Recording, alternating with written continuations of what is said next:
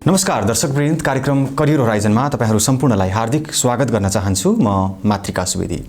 हामी यस कार्यक्रममा शिक्षा क्षेत्रसँग सम्बन्धित रहेका विभिन्न विषयवस्तुमा आधारित रहेर शिक्षा क्षेत्रसँगै सम्बन्धित रहेका सक्रिय रहेका विभिन्न व्यक्तित्वहरूसँग कुराकानी गर्छौं।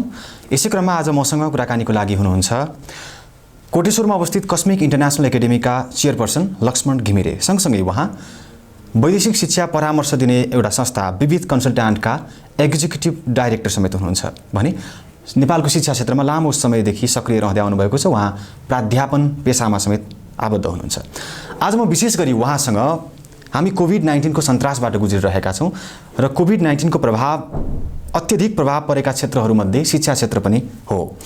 थलिएको शिक्षा क्षेत्रलाई माथि उठाउन नेपाल सरकारले कस्तो पहल गरिरहेको छ, त्यसमा निजी क्षेत्रको सहकार्य या सहयोग कस्तो हुनुपर्छ र यो थलिएको र रोकिएको शिक्षा क्षेत्रलाई फेरि पुनर्जीवित गराउन या उठाउन भइरहेका प्रयास कतिको पर्याप्त छन् लगायतका विषयमा आधारित रहेर कुराकानी गर्छौं। आउनुहोस् आजका मेरा अतिथि लक्ष्मण घिमिरेलाई स्वागत गरौँ। स्वागत छ लक्ष्मण सर कार्यक्रम करियर होराइजन। धन्यवाद। मैले पृष्ठभूमिमा भने हामी कोभिड-19 को सन्तासबाट गुज्रिरहेका छौं। सारा विश्व योबाट प्रताडित छ हैन।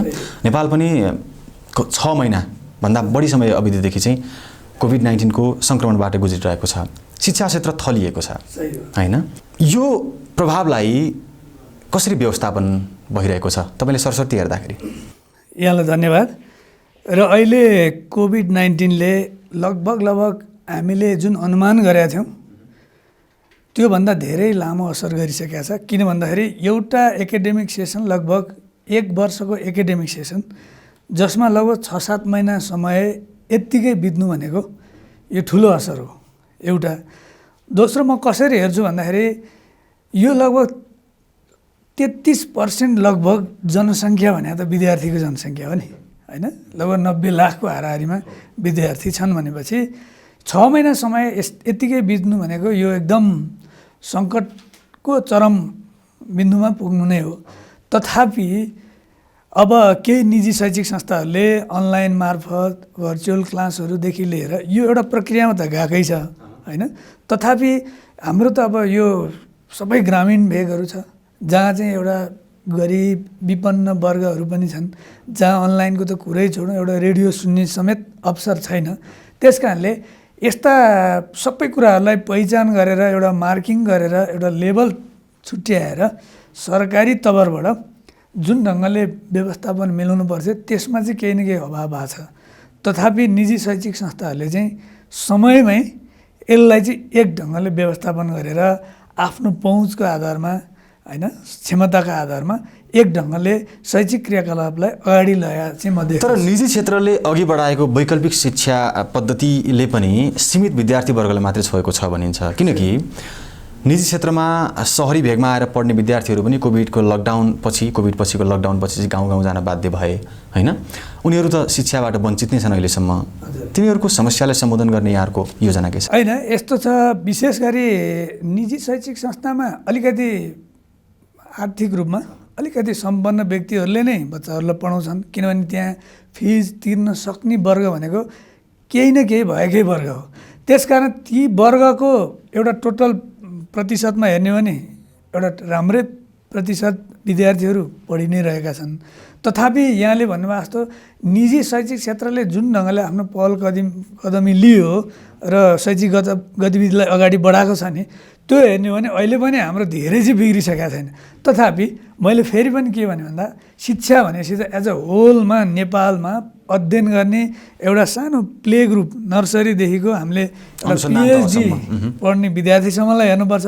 त्यसकारण यो सबै हिसाबले जति सम्भव थियो सरकारी तवरबाट हेर्नु भने तपाईँ एउटा युनिभर्सिटी लेभलमा पढ्ने विद्यार्थीलाई त तपाईँले चाहनुभयो भने त अनलाइनबाट पढाउन सक्नुहुन्छ नि, कतिको एक्सेस छ नि। तर त्यो यहाँ मैले के देख्दछु भन्दा आर्थिक कुरा लगानीको कुरा मात्रै नहुने रहेछ, सोचको कुरा छ। सोच र समयमै एउटा कम्तीमा इन्फर्मेसन दिने जुन हाम्रो कल्चर नहुनाले पोलिसी मेकिङमा बस्नेहरूको त्यो जुन देख्नु हो नि तपाईँले चाहिँ हिजो बेलुका चाहिँ 6 बजे चाहिँ एसी क्यान्सिल भयो भनेर बिहान 8 बजे इक्जाम दिने बच्चाहरूलाई भनियो भनेपछि नेपालमा सबै एउटा नजिकै सेन्टरमा इक्जाम दिँदा हुँदैन।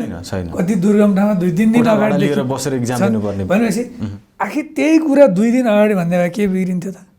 अहिले पनि तपाईँ भन्नु अब यस्तो चाहिँ असर छ कोभिडको छिमेकी राष्ट्रहरूमा हेर्नु भने पाठ्यक्रम घटाइरहेको अवस्था छ। अहिले आएर तपाईँ हेर्नु भने 11 को लागि चाहिँ पाठ्यक्रम झन् विषयवस्तु त्यो सब्जेक्ट नै थप्ने कुरामा गइरहेको छ भनेपछि हामीले खालि पैसा भएन, हामी आर्थिक रूपमा कमजोर देश भनेर हुन्न नि, एउटा कम्ती सही समयमा सूचना दिने, सही बेलामा मान्छेलाई मोटिभेट गर्ने पनि त्यो कुरा अभाव त रह्यो नि। आखिर अस्ति आएर चाहिँ यो अनलाइन क्लासले एप्रुभल पाउने रहेछ सरकारी तौरबाट, त्यही कुरा चाहिँ असारमा किन भन्दैन, जेठमै किन भन्दैन? किनभने सबै मोटिभेट भएर आफ्नो क्षमताले त्यहाँ आउँथे नि त। यो एकाडेमिक सेसन लस हुँदैन, तपाईँहरूसँग जे क्षमता छ त्यसलाई प्रयोग गरेर एकाडेमिक कुरामा लाग्नुहोस् भनिदिएको भए त्यो संयन्त्र उचित बनाउन सकेन सरकारले समयमा भन्ने यहाँको त्यो गुनासोको रूपमा बुझौँ। तर निजी क्षेत्र, तपाईँहरू जस्तो निजी क्षेत्रलाई पनि एउटा आरोप लाग्ने गरेको छ कि कोभिड-19 को अवस्थामा कि शिक्षकलाई चाहिँ अलिकति बेतलबी जस्तो बनाउने, प्राविधिक शिक्षा जस्तो भर्चुअल माध्यमबाट कक्षा सञ्चालन गर्ने, सीमित विद्यार्थीको पहुँचमा पुर्याउने, तर फी चाहिँ सबै फी असुल्ने गरे र शिक्षकहरूलाई तलब पनि नदिने तर फी चाहिँ असुल्ने गरे। यदि त्यो गर्न नपाए शैक्षिक क्रियाकलाप बन्द गर्ने धम्की दिए भन्ने एउटा गुनासो, एउटा आरोप पनि तपाईँहरूलाई लाग्ने गरेको छ नि। त्यो 100मा भनौँ 100मा त्यो 100मा 100 भन्नुहोस् न, त्यो चाहिँ एकदम सबैले त्यसलाई पालना गरे, सबैलाई समयमै शिक्षक शिक्षिकाहरूलाई तलब दिए, सबैले व्यवस्थित गरे भनेर त्यो भन्न सकिन्न। तथापि अहिले कसले आलोचना गरे भन्दाखेरि, बढी कसले आलोचना गरे भने जसले प्राइभेट स्कुलमा बच्चा पढाएर पार गरेर आफ्नो बच्चाहरूलाई विदेशमा युनिभर्सिटी पढाइरहेछ, आफ्नो त सिद्धो, उनले धेरै आलोचना गरे। एक दोस्रो, त्यो ढुङ्गाको डिलमा बसेर अनि पौडी खेलेन भनेर अर्कालाई पौडी खेल्न गजेडिने, आफू नखेल्ने, डिलमा रमिता हेर्नेले यो विरोध गरे हेर्नुहोस्। किन भन्दाखेरि होइन भन्नुहुन्छ भने यहाँ सबैले यो माहौल त बुझेकै छन् नि। मैले अरू सञ्चार माध्यममा नि भने, यो होटेलमा अरू पर्यटन क्षेत्रमा त जसले जतिखेर जे प्रयोग गरे त्यतिखेर त तिरे नि त। होटेलमा हामीले गएर खायौँ, तिरिहाल्यौँ नि त। तर स्कुल कलेजमा, प्राइभेट स्कुल कलेजमा के भयो भन्दाखेरि विगत 6-7 महिनादेखि त फी उठ्नलाई अन्तिम सेसनमै हाम्रो उठ्छ, त्यो त रोकियो। त्यो सबै रोकिएपछि त्यसको प्रत्यक्ष असर त आर्थिक गतिविधिमा पर्यो नि। त्यसमा पनि नयाँ एकाडेमिक सेसन, नयाँ एडमिसनको बेलामा जुन आर्थिक क्रियाकलाप हुन्छ त्यही बेलामा पर्यो नि त। त्यस कारणले विगतको फिजहरू पनि उठ्न नसकेको अवस्था र नयाँ उठ्ने बेलामा कोभिडको असर परेको, सबैको असरले भनाइअनुसार यो आर्थिक समस्याको श्रृङ्खला स्वाभाविक थियो, अस्वाभाविक घटनाको बिचमा स्वाभाविक थियो भन्ने आशय हो। यसमा मानसिक सहमति पनि जनाउँछु। तैपनि निजी क्षेत्र चाहिँ अलिकति बढी कमर्सियल, कम सर्भिस दिन थाले हो भन्ने आरोप पनि छ नि। होइन, त्यसमा धेरै जस्तो बाहिर चित्त दुख्नु पनि, चिन्ता गर्नु पनि म देख्दिनँ। किन भन्नुहुन्छ भन्दा निजी शैक्षिक संस्था भनेको यदि सेवा दिन सक्दैन, उसले आफ्ना क्लाइन्ट्सहरूलाई, आफ्नो प्यारेन्ट्सलाई, विद्यार्थीलाई सेवा दिन सक्दैन, कसले अप्सन छ? त्यसमा त उसले टाउको दुख्ने हो नि त। इन्भेस्टर जो सञ्चालक हो नि, उसले टाउको दुख्नु पऱ्यो नि। किन भन्दाखेरि उसलाई नि त आफ्नो बिजनेस छ, सारा कुरा त्यागेर चाहिँ उसले लगानी गरेको छ भने भोलि उसले सर्भिस दिन सक्दैन भने ऊ त्यो कम्पिटिसनहरू बाहिरिन्छ। भनेपछि त्यति त कम्तीमा त्यो लगानीकर्ता अथवा सञ्चालकले बुझेकै होला होइन। त्यसो हुँदाखेरि त्यसो होइन, कम्तीमा अहिले हेर्नुहोस् विकसित मुलुक, हाम्रै जस्तो मुलुकमा तपाईँले निजी शैक्षिक क्षेत्रलाई हेर्नु भने त्यो आर्थिक रूपमा सरकारले केही न केही त सहयोग गरेर धेरै उदाहरणहरू छ नि। कम्तीमा समयमै सूचना दिएर, समयमा यसो गर भनेर एउटा नोटिस सही टाइममा दिएको थियो भने त गतिविधि त सही ढङ्गले जान्थ्यो नि। त्यो सरकारले सबै निजी क्षेत्रलाई पैसा दिन्छ, सहयोग भन्दा त्यो माहौल बनाइदियो भन्दा पनि सरकारले हिचकिचाइरहेछ। मैले त के भनिरहेको छु, सहुलियत ऋण नि दिन सकिएन, निजी क्षेत्रलाई पुगेन, सम्भव भएन, ठिक छ। तर यही अनलाइन क्लास पनि त जेठबाट चाहिँ सुरु गरिहाल, वैशाखबाट सुरु गरेर यो कति समय जान्छ, जब फिजिकल्ली पढ्न सकिन्छ हामी पढौँला, तर अगाडि बढाउनुहोस्। पढाएकै बेलाको चाहिँ तपाईँहरूले केही न केही आर्थिक कुराहरू लिनुहोस्, आफ्नो प्यारेन्ट्सलाई खुसी पारेर। मैले के भन्ने गरिरहेको छु भन्दाखेरि आफ्नो प्यारेन्ट्स हो नि त्यहाँ त, हाम्रो आन्तरिक कुरा हो नि त, सरकारले मिलाइदिने होइन। हाम्रो आफ्नो प्यारेन्ट्स खुसी पार्यो भने त्यही स्कुलमा पढ्ला, हामीसँग आर्थिक रूपमा खुसी भएन अर्को स्कुल जान्छ। त्यस कारण त्यतिसम्म पनि फेरि बुझिन्छ।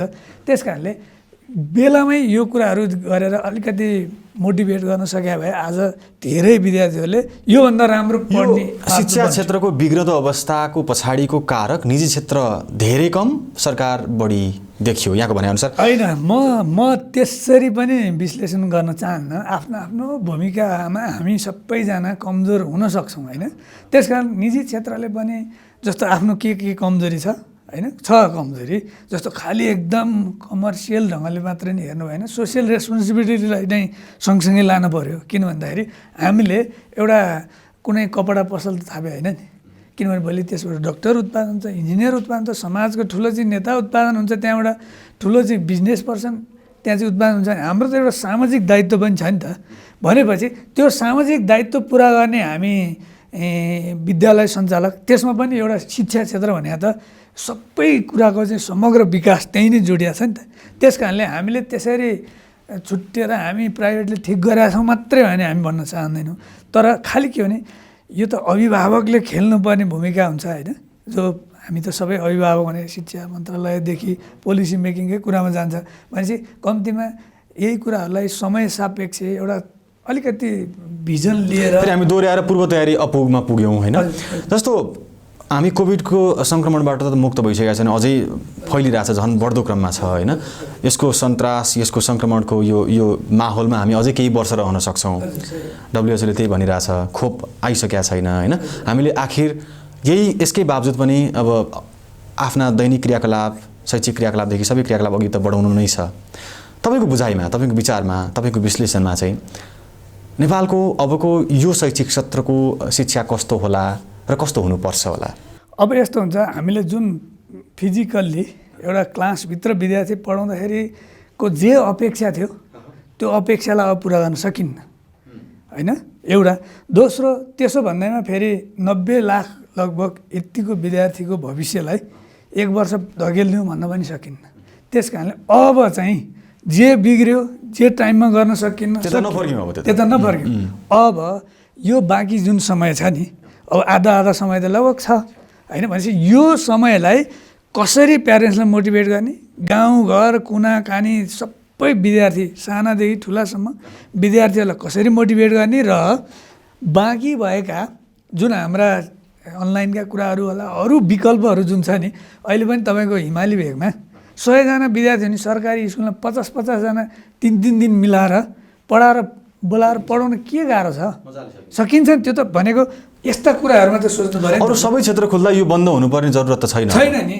आज तपाईँ हेर्नु, यत्रो चाहिँ भिडभाड छ, विद्यालयलाई जिम्मा दिनु, हामी विद्यालयमा बाहिर भन्दा हामी सुरक्षाको जिम्मा विद्यालयले लिन तयार नि। भोलि लिएन भने उसलाई फेरि पनि त समस्या छ नि। त्यस कारणले अब हामी हिजोको जस्तो गल्ती नगरौँ, यही कम्युनिकेसनको सिस्टमलाई पनि ढिलो नगरौँ, फ्लो गर्ने कुरालाई। अर्को कुरो, प्यारेन्ट्सलाई, स्टुडेन्ट्सलाई, आम मान्छेलाई मोटिभेट गर्नलाई दिने जुन कुराहरूलाई पनि ढिलो नगरौँ। अब यो 6 महिनामा यसरी जानुपर्छ भनेर एउटा क्लियर पिक्चर दिउँ, ताकि अबको 6 महिनामा पढेरै ती बच्चाहरू माथिल्लो चाहिँ माथिल्लो। तर यसमा नि सर चुनौती त धेरै छन् होइन। कि स्कुल खुल्नै पर्यो, खुलेन भने पनि शैक्षिक सत्र कम्प्लिट त गर्नै पर्छ। तर अघि यहाँले पनि भन्नुभयो नेपाल प्रविधिको क्षेत्रमा अझै कति पछाडि छ होइन। आधाभन्दा बढी जनसङ्ख्या त प्रविधिको पहुँचबाट बाहिरै छन्, अझै पनि हुनुपर्ने जति प्रविधि भनौँ न इन्टरनेटको पहुँचबाट बाहिरै छन्। अब इन्टरनेटको माध्यमबाट मात्रै यसको समस्याको समाधान गर्ने बारेमा हामी सोच्न सक्दैनौँ। के विकल्प? मैले सन्दर्भ बुझिसकेँ यहाँको प्रश्न। जस्तो एउटा उदाहरण, पहाडी भेगमा, हिमाली भेगमा के गर्न सकियो भन्दा थोरै विद्यार्थी छन् कि मानौँ सरकारी स्कुल, किनभने त्यहाँ चाहिँ निजी शैक्षिक संस्था त कम छ। अब त्यो सबै सरकारी विद्यालय पढ्नेलाई मैले अघि पनि उदाहरण दिएँ, एउटा विद्यालयमा 100जना विद्यार्थी पढ्छन् भने 6 दिनमा 50-50 जना अड इभन एउटा सिस्टम बनाइदियो भने हामी क्लासभित्रै पढाउन सक्छौँ। अहिले पनि एउटा तपाईँ सहरी भेगमा इन्टरनेटको पहुँच छ, टेलिभिजनको पहुँच छ, रेडियोको त पहुँच छ नि, त्यो मार्फत त पढि नै रहेछन् नि। अहिले छुटपुटलाई नि भन्नु पऱ्यो, जसरी नै अब लाग्नु पऱ्यो, सम्भव छ। र तराई भेगमा तपाईँले हेर्नु भने कम्ती रेडियोको त पहुँच छ नि त, छ नि, टेलिभिजनको त पहुँच छ नि, छैन भने पनि त्यसै गरी अब एउटा सर्कलमा एउटा जम्मा गरेर भने पढाउनु चाहिँ पर्छ है भनेर एउटा दिनु पऱ्यो, मेसेज दिनु पऱ्यो, त्यसरी चाहिँ एउटा जागरण ल्याउनु पऱ्यो। अब यो सेसन होला त जाला त पढ्ने हो र भनेर एउटा निराशावादी भएर त कामै भएन। हामी जो पोलिसीबाट हामी अपेक्षा गर्छौँ नि त, हामीले त यो कुरा कहिले आउला, यो नोटिस कहिले आउला, हाम्रो सम्बन्धित निकायले भनिदिएला कि भनेर अपेक्षा गर्छौँ। त्यो नआएपछि त त्यो कुरा पनि ढुलमुल भएर आएपछि के गर्ने सर्वसाधारणले भन्दाखेरि, अनि सर्वसाधारण पनि ढुलमुलमै हुने। त्यस कारणले अब त्यसो नगरौँ, क्लियर पिक्चर लिएर बाँकी आधा समयलाई युटिलाइज गरौँ। हजुर, हामीले कोभिड र शिक्षासँग जोडिएको विषयलाई लामै कुराकानी गऱ्यौँ, लामै बहस गऱ्यौँ। अब चाहिँ तपाईँको बुझाइमा लामो समयदेखि शिक्षा क्षेत्रमै आबद्ध हुनुहुन्छ, तपाईँको व्यावसायिक जीवन यसमै केन्द्रित छ होइन? समग्रमा चाहिँ तपाईँको बुझाइमा नेपालको शिक्षा नीति प्रणाली, शिक्षालाई हेर्ने नजर, दिएको प्राथमिकता, छुट्याइएको बजेट हेर्दा तपाईँलाई कतिको खुसी मिल्छ? होइन, यस्तो हो, अब अहिले हामीले अहिलेको समय, अहिले भर्खरै आएका बजेटहरूलाई हेऱ्यौँ भने पनि त्यो ठ्याक्कै तपाईँको रिजल्ट आउने ठाउँमा लगानी छैन खास।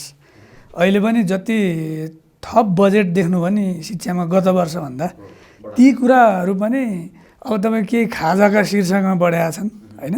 जस्तो 8सम्मको बच्चाहरूलाई हिजो 5सम्म थियो भने 8सम्म खाजाको शीर्षकमा बढ्यो होइन?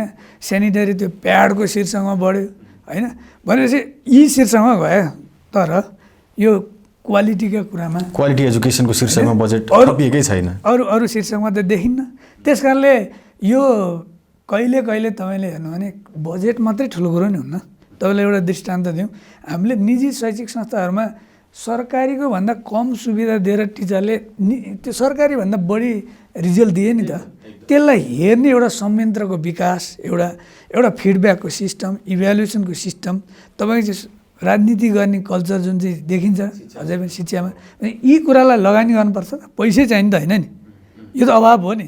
त्यस कारणले हामीले समग्रमा के बुझ्नु पऱ्यो, खालि पैसाले मात्रै चाहिँ रिजल्ट आउँछ भन्ने प्राथमिकता, सोच, विचारको अभाव हो यहाँले भन्नुभएको कुरा म पूर्णतया सहमत छु। समग्रमा अघि सारिएको नीति ठिक छ, बजेट ठिक छ, कार्यान्वयनको चरण, मान्छेको मानसिकतामा केही कमजोरी छ। हामीले यसरी बुझौँ यो कुरालाई। अब अलिकति एउटा दृष्टान्त, वर्षौँदेखिको 15-20 वर्ष अगाडिदेखिको दृष्टान्त, नेपाली विद्यार्थीको एउटा सर्टेन लेभल पास गरे पछाडिको मुख्य सपना चाहिँ विदेश जाने छ होइन?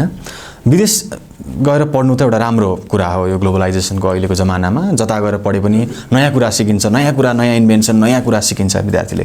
तर अध्ययन पश्चात पनि विद्यार्थी उहीँ बस्नुपर्ने बाध्यता, उतै पलायन हुनुपर्ने बाध्यता, नेपाल फर्केपछि त्यो विद्यार्थी बेरोजगार हुनुपर्ने अवस्था, यो हेर्दाखेरि तपाईँहरूलाई कस्तो लाग्छ?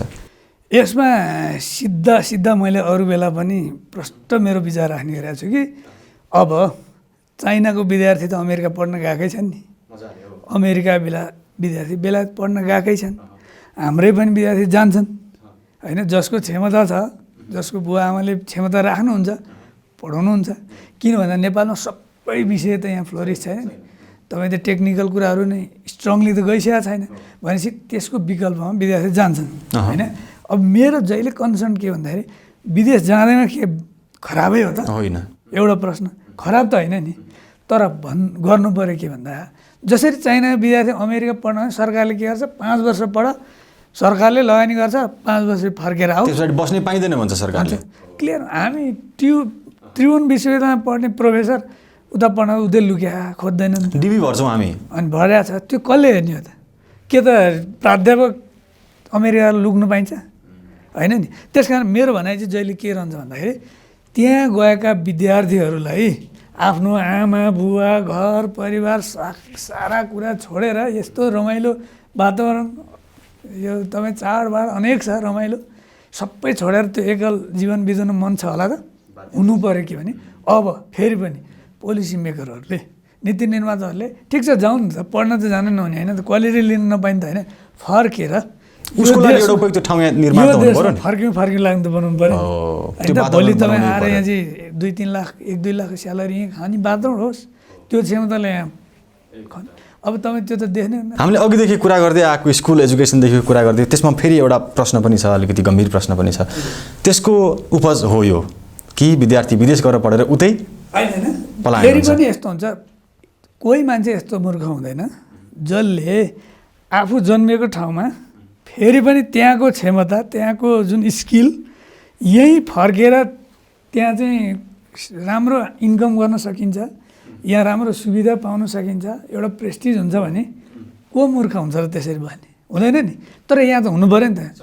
आज तपाईँ चाहिँ विदेशमा गएर एउटा युनिभर्सिटीबाट ब्याचलर्स डिग्री गरेर आएर यहाँ जब गऱ्यो भने कति कमाउन सक्छ उसले 50,000 40,000 20,000 भनेपछि किन आउँछ त त्यस कारणले उसले गरेको त्यो लगानी त्यहाँको वातावरण त्यहाँ छ नि त्यो यहाँ हेर्दाखेरि उपयुक्त त देख्नु पऱ्यो नि होइन त्यस कारणले त्यो बनाउनु चाहिँ अब जरुरी छ हेर्नुहोस् हातमा परिवर्तन गर्न सक्ने सामर्थ्यका डाडु पनि हुनेहरूको बच्चा जबसम्म स्वदेश फर्किँदैन तबसम्म यहाँ त्यो वातावरण बन्दैन जुन हामी अपेक्षा गरिरहेछौँ होइन पोलिसी आफै बनाउने तपाईँ हेर्नु न अब अहिले ठुला ठुला बोर्डिङहरूमा गरिबको हलीको हलो जोत्नेको छोरछोरी पढ्छ नि त पढ्नु त धनीकै पढ्यो होला नि सम्पन्न हुनेले पढाउने हो नि त भनेपछि अनि जस्तो तपाईँ त्यो ड्युअल रोल भइरहेको छ क्या पढाउनु त परेको छ नि उहाँले सरकारीमा लानु सक्नुहुन्छ त नसकेपछि उहाँ आफै खुसी हुनुहुन्न अहिले एकातिर पोलिसी बनाउने क्रममा संविधानमा यस्तो छ उस्तो छ भने हामी लेख्छौँ तर लेख्दै गर्दाखेरि व्यवहारिक रूपलाई नि त हेर्नु पऱ्यो नि त त्यस कारणले यो त यहीँ छ नि कुरो होइन मैले धेरै यसको बारेमा त बोल्नु परेन कुरा त यतिभित्रै छ नि त हामी लेख्ने एउटा कुराहरू छौँ अब शिक्षा चाहिँ तपाईँको चाहिँ यति क्लाससम्म चाहिँ एकदम नि शुल्क भनेर लेख्छ नि त्यसो हो भने त्यो कलम चलाइरहे मान्छेले लेख्दै गरे मान्छेको व्यवहारिक पक्षलाई हेरौँ नि त होइन त्यस्तो समस्या यहाँ हो यहाँ निजी क्षेत्रको समस्या होइन क्या हामी त तपाईँको बकाइदा चाहिँ ट्याक्स तिरेका छौँ बकाइदा चाहिँ सरकारको सिस्टममा दर्ता भएर आएको छौँ त्यो पनि हिजो आएन नि त 30-40 वर्ष त हिस्ट्री भइसक्यो नि त हिजो आयो त आज तपाईँ चाहिँ त्यो पोलिसी मेकिङ गर्ने मान्छे पढाएको संस्था हो त्यो आज जो छ नि पोलिसी बनाउनेमा भनेपछि त्यस कारणले त्यो हिजो आएको संस्था जिम्मेवारी केही नलिएको राज्यप्रति हाम्रो दायित्व नभए पनि होइन नि त हामीले पनि त ट्याक्स तिरेछौँ खालि के भने कसैले कमी कमजोरी गरेर लिनुपर्ने भन्दा बढी चाहिँ फी लियो सुविधा नदिकन समस्या आछ भने अनुगमन गर्नु पऱ्यो नि त कारवाही गर्नु पऱ्यो नि त राम्रो गर्नेलाई पुरस्कृत गर्नु पऱ्यो एउटा विश्वविद्यालयको कुरा उठाउन मन लाग्यो मलाई विश्वविद्यालय नेपालका विश्वविद्यालयलाई विश्वका अरू विश्वविद्यालयसँग तुलना गर्दाखेरि चाहिँ नेपालमा विश्वविद्यालयमा हुनुपर्ने जति अनुसन्धान हुँदैन रिसर्च सेन्टरहरू बन्द छन् होइन एउटा विश्वविद्यालय अध्ययन पुरा गरेर निस्कने एउटा विद्यार्थी एउटा कुनै पनि कुरामा कुनै पनि विषयमा चाहिँ दक्ष भएर निस्कनु पर्ने अनुसन्धान गरेर एउटा खारिएर निस्किनु पर्ने तर सर्टिफिकेट बाहेक हातमा दिमागमा उसले केही पनि लिएर निस्किन सक्दैन त्यसलाई त हजुरले यहाँले टाढै जानु परेन केही समय अगाडि हाम्रै केही विश्वविद्यालयहरू अब किन नाम लिनु त्यसको गेट अगाडितिर रिसर्चको पेपर थेसिसको पेपर किन्न पाइन्छ भनेर न्युज आएको थियो त्यो कति सत्य हो कति असत्य हो केही प्रमाण पनि यो यहाँहरूकै जिम्मामा होइन प्रमाण पनि फेला पर्यो भनेपछि अनि केही त्यस्ता प्रोफेसरहरू हुनुहुन्छ जसको पनि न्युज आए बजारमा उहाँहरूकै पनि प्लाजरिजमको कुराहरू पनि बजारमा आए भनेको अब त्यो अनुसन्धान गर्ने क्षेत्रलाई विश्वविद्यालयलाई कुन मोडालिटीमा जाने मैले त भन्छु त्रिभुवन विश्वविद्यालय कस्तो ठाउँमा छ हेर्नुहोस् कत्रो एरिया छ नि त्यसलाई त तपाईँको त विश्वकै नमुना विश्वविद्यालय बनाउन सकिन्न ठाउँका हिसाबले हेर्नु सुन्दरताका हिसाबले हेर्नु त्यत्रो चाहिँ हरियालीको माझमा छ शान्त छ अब तपाईँ हाम्रो त्यहाँ क्वालिटी दिने कुराहरू पढाउने तरिकाको कुराहरू टेक्नोलोजी सबै कुरालाई एडप्ट गर्न सक्ने छ नि त एउटा दृष्टान्त अरू धेरै होला भनेपछि अब त्यहाँ चाहिँ तपाईँको जब क्वालिटी हुन्न नि क्वालिटी भएन भने मान्छेले बिल्डिङ हेरेर अरू संरचना हेरेर आउनेवाला छैन एउटा युनिभर्सिटी लेभलमा पढ्ने विद्यार्थीको रिसर्चले व्यवहारिक कुरामा कहाँ त्यहाँ हिट गरे त गर्नैपर्छ आउनु पऱ्यो नि त्यस कारण त्यो पास गरेर एउटा दराजमा चाहिँ रिसर्च थन्किएर राखेर त भयो अन्त्यमा छौँ हामी अन्त्यमा अब तपाईँको कस्मिक इन्टरनेसनल एकाडेमीको के कुरा गरौँ अन्त्यमा छोटोमा तपाईँको आफ्नो शैक्षिक यात्रा या योजना कस्ता छन् अब आगामी चाहिँ समयका लागि सँगै कस्मिक इन्टरनेसनल एकाडेमीको बारेमा संक्षिप्तमा केही र कस्मिकका शैक्षिक योजना के छन् अब विगत 15 वर्षदेखि हामी काठमाडौँको एकदम मुटु भनौँ कोटेश्वर एरियामै रहेर विगत 15 वर्षदेखि गुणात्मक शैक्षिक एउटा संस्था निर्माण गर्दै लगभग 1500-1700 विद्यार्थीहरूलाई अहिले हामीले एउटा सानो प्ले ग्रुप भनौँ नर्सरी लेभलदेखि कक्षा 12सम्म सबै फ्याकल्टीका साथ फ्याकल्टी त अब अहिले भनिया छैन तथापि साइन्स म्यानेजमेन्ट ल र विद्यालय स्तर सबै खालको एजुकेसन दिँदै हामी आइरहेका छौँ हामीले चाहिँ गाउँका बच्चाहरू विद्यार्थीहरूलाई नि एउटा स्कलरसिपको व्यवस्था गर्ने लगायत र एउटा एक्स्ट्रा करिकुलर भनौँ न एक्टिभिटिज लगायत एउटा अहिलेको समय सुहाउँदो क्वालिटी एजुकेसन हामीले दिँदै आइरहेका छौँ कस्मिकको माध्यमबाट होइन अब दोस्रो मेरो व्यक्तिगत योजना भने भोलि पनि हामीले ब्याचलर्स मास्टर्स लगाए एउटा यहाँले भन्नुभएको छ रिसर्च प्राइभेट सेक्टरबाटै रिसर्च पढाइ हुने खालको एउटा युनिभर्सिटीसम्मको हाम्रो कन्सेप्ट छ नै। त्यस कारणले अब समय सापेक्ष र एउटा पढाइलाई एउटा व्यवहार र जीवनसँग जोड्ने, कसरी शिक्षा दिने र कसरी हाम्रा बच्चाहरूलाई अब जुनसुकै देशमा जाउन्, म चाहिँ त्यसो भन्छु, जुनसुकै देशमा जानु सक्ने र फर्केर यही देशमा सेवा गर्ने एउटा त्यसरी चाहिँ अगाडि बढाउनुपर्छ भन्ने कन्सेप्टको आधारमा हामी अघि बढेका छौँ। हुन्छ, तपाईँको महत्त्वपूर्ण समय, संवाद र विचारको लागि धेरै धन्यवाद। मेरो यो विचारलाई आम दर्शकका माझमा पुर्याइदिनलाई यहाँले र यहाँको यो इन्टायर टिमले जुन भूमिका खेल्नुभयो, यहाँको इन्टायर टिम र यहाँलाई हार्दिक धन्यवाद दिन धेरै धन्यवाद। Thank you. दर्शकवृन्द, आजको लागि कार्यक्रम करियर होराइजनको निर्धारित समय सकिसकेको छ। हामी अर्को अङ्कमा शैक्षिक बहसका साथमा कुनै अर्का नयाँ अतिथि लिएर उपस्थित हुने नै छौँ। तबसम्मका लागि मसँगै मेरो सम्पूर्ण टिम बिदा माग्छौँ। नमस्ते।